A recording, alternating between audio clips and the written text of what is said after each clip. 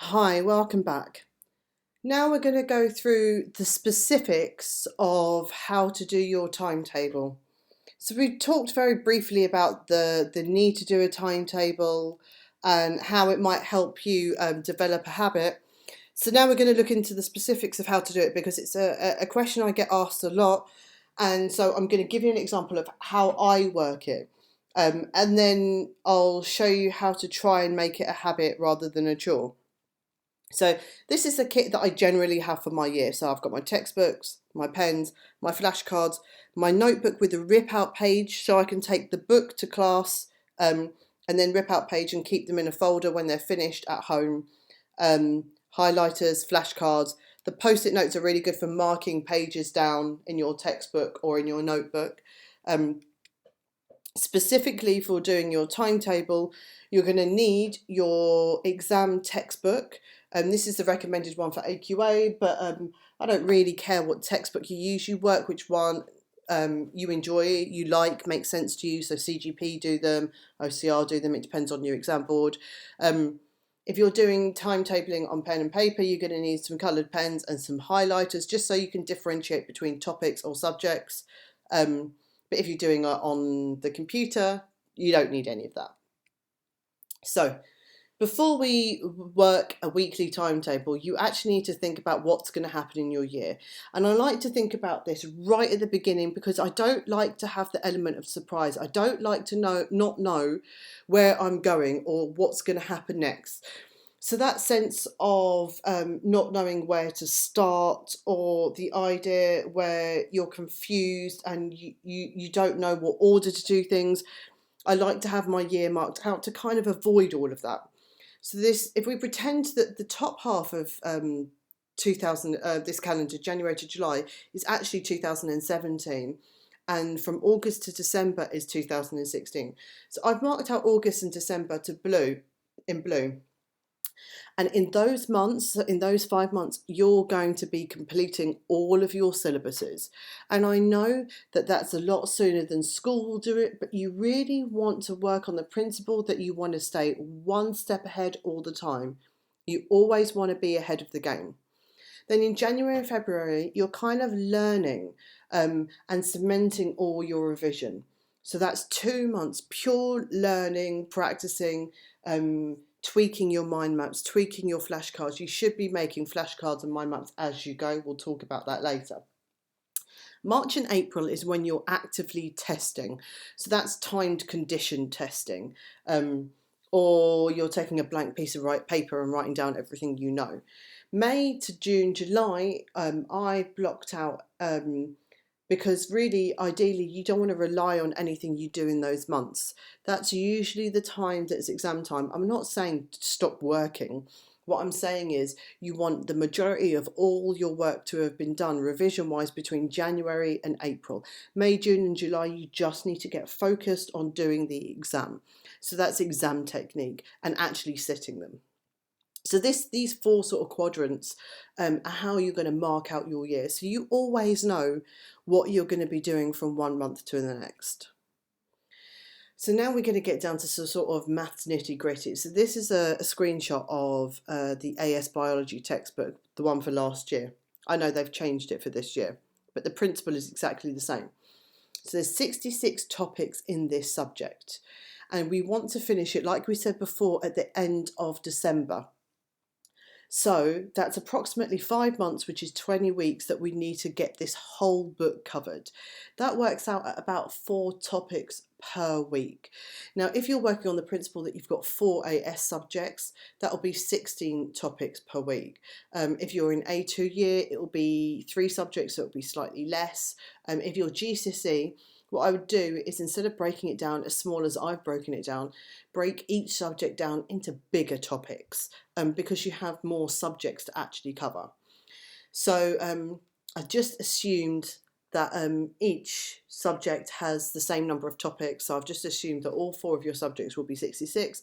So that's 16 topics per week that you have to cover all the way till December to make sure that you've finished all your content or your subject before December.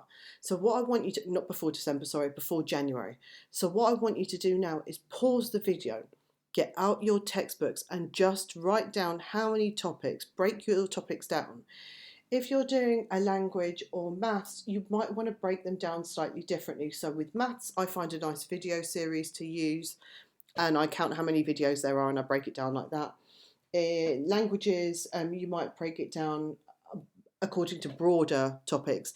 So say, I don't know, for Latin, nouns, and you might want to break nouns down into 5 different topics. I'm not a language person, you'll know better than me, but you want to find a way of breaking down your year's work into topics so we can continue. So if you pause the video and do that, and then you work out how many topics you need per week, and then when you've done that, come back. So now let's get to the actual timetable. We're in holiday mode at the moment, so we have no commitments, I'm assuming, for the rest of August. So we said previously that we need approximately 16 topics per week. So I've done it how I would work it. So I'm up at 9 and I don't start working till 10. I like to get up early and finish early, so I have the whole of the day to do stuff because it's holiday time, right? So if I want to go shopping or go into an activity, that usually happens after lunch. So I break down all my sessions in the morning. So I start at 10 and I finish at 10 past 11. Now I work a Pomodoro technique, which means that I only work at 20-minute slots per session. The reason why I do that is because if you give me 3 hours to do something, I will take 3 hours to do something. But actually what happens in those 3 hours is an hour and a half or 2 hours and a half is spent with me faffing around, pretending to work in inverted commas, and the last half an hour is going, oh shit, I actually need to get something done, and that's when I'm actually doing it. So I've just eliminated that bit of rubbish at the beginning and I've just got straight down to it. It's amazing how much you achieve when you have a 20-minute deadline to do it. I use an egg timer as my timer. If I use my phone, it's far too distracting. And just get it done 20 minutes at a time, 10-minute breaks in between. You can tweak this 20 minutes. Don't make it any longer than kind of 45 minutes. By the time you get to sort of 35 minutes, your brain is starting to switch off and you won't absorb the information like you will do if you have a shorter period of time. So if you note here, I've booked in 18 sessions, very loosely. You could book more if you wanted to, because I have most of my days free and I'm not doing any work on a Sunday. But I've got 18 as the minimum. And the reason why I've got 2 more than the 16 is you need an element of flexibility in your timetable. So if something happens that's out of your control, so your parents suddenly say that you've got to go somewhere in the morning and visit this auntie or uncle, or your friends had a crisis and they really need to speak to you right now. I mean, whatever it is, you need to be able to shift that study session later. So I always like to have a couple of study sessions that haven't been equated for something. They haven't been assigned to anything. Also, if you get a topic that you find particularly hard, sometimes you want to review it. So say in study session 7, I was doing a particularly difficult quantum physics theory, and I just wanted to read it over again. I'd use one of my spares for that. But this is like a conservative view, so this would be your bare minimum to do. In the school week, obviously you're going to work something different. So here, I can't work in the mornings, I'm at school, so I've started work at 5 o'clock. I've got 3 20-minute sessions, then dinner, and then 3-minute 20 sessions, and then I'm done by kind of 9 o'clock. And then what you do with the rest of your evening is up to you. Note, I've only done Monday to Friday. Obviously, you can work at the weekend. You can include more sessions like you did at the holiday at the weekend, or just have another 6 per day. And I've also got 30 study sessions here, and I know we said I only needed 16, and I do like to have a couple extra, but 30 seems excessive, right? But you're at school, so you'll have schoolwork. So within these study sessions, include your schoolwork. And then if you need any extra, you can always roll it out over the weekend. I mean, if you're doing GCSEs, weekend isn't so important, but if you're doing your AS and A2s, you need your weekends to be working. You need to be doing at least something at the weekends. Don't kid yourself. They are infinitely harder. I actually found my A-levels much harder than my degree, time-wise, because you've got a lot to cover in a really short space of time. And you also want to have kind of, again, some leeway. So if something happens in one day, you can take one of the other study sessions to replace it. So it's got an element of flexibility. This is a real example. It's a GCSE student, which is why she's only got 20 sessions.